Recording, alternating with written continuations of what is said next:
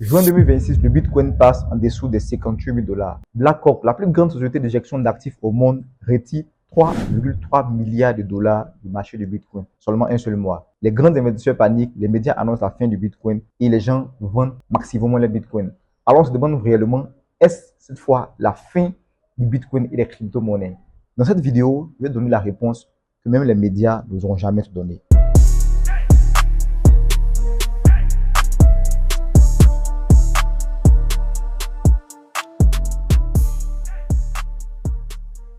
En 2025, le Bitcoin avait atteint son ATH, All-Time High, c'est-à-dire le plus haut prix depuis sa création, qui était un record historique.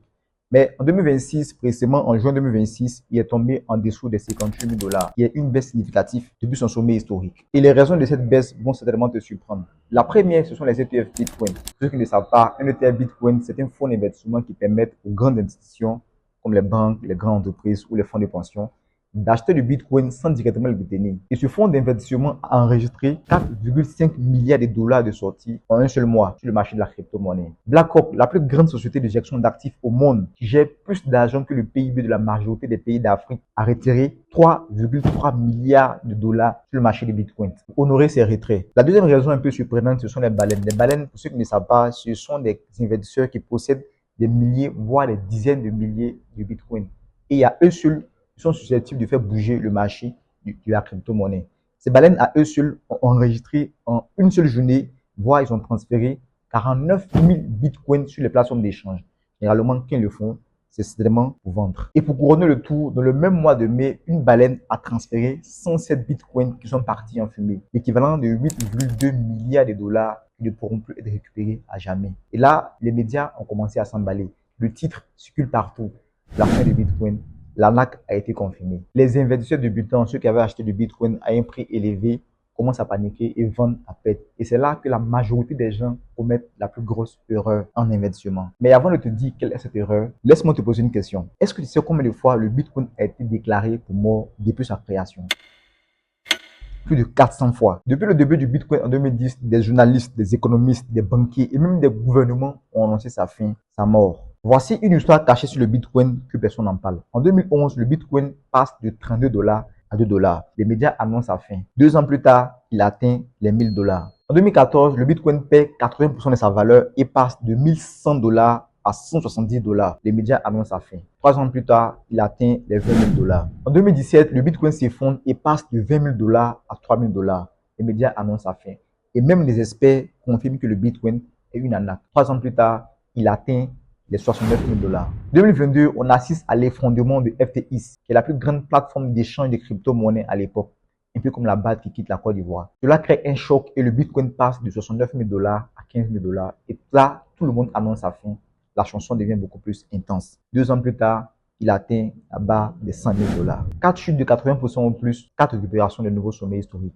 Et le plus intéressant, ceux qui avaient vendu pendant la chute ont traité le Bitcoin d'arnaque. Mais ceux qui ont tenu et qui ont racheté pendant cette chute étaient trop occupés à compter leurs gains pour répondre à ces critiques. Il y a un site qui recense toutes les fois où le Bitcoin a été déclaré mort. Plus de 400 fois, le Bitcoin a été déclaré mort. Mais à chaque fois, il a survécu. Donc la question n'est plus de savoir est-ce que le Bitcoin va mourir ou est-ce que c'est vraiment sa fin. Mais pourquoi est-ce que ça se répète à chaque fois? Parce qu'il y a un truc à comprendre que les médias ne te diront jamais lorsqu'ils annoncent la fin du Bitcoin. Et c'est là que la phrase de CZ, le fondateur de Binance, prend tout son sens.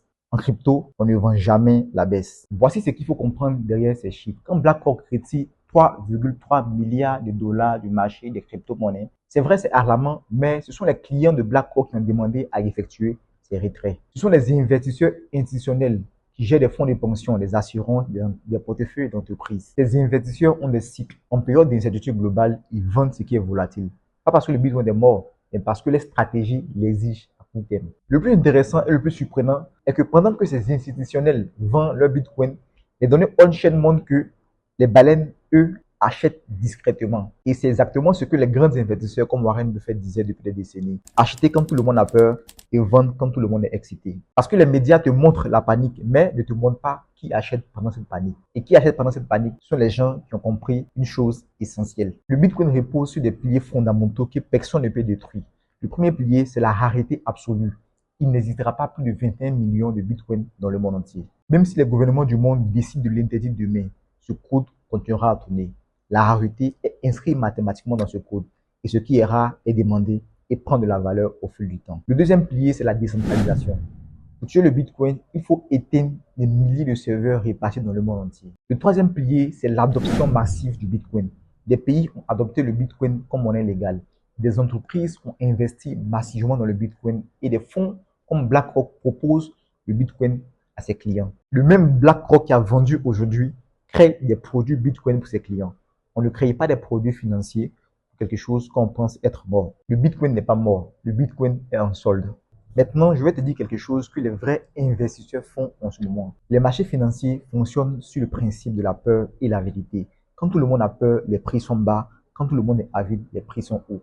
Et les vrais investisseurs font exactement l'inverse. En ce moment, pendant que les débutants paniquent, pendant que les médias annoncent la fin du Bitcoin, les vrais investisseurs, eux, achètent discrètement. Je ne suis pas en train de te dire d'aller jeter toutes les économies en achetant du Bitcoin. Non, ce n'est pas ce que je te recommande. Je te dis simplement que ceux qui ont acheté du Bitcoin pendant que tout le monde paniquait ont réalisé quelques années plus tard des gains importants. L'histoire se répète toujours. Alors, est-ce que le Bitcoin va mourir? Ma réponse, non.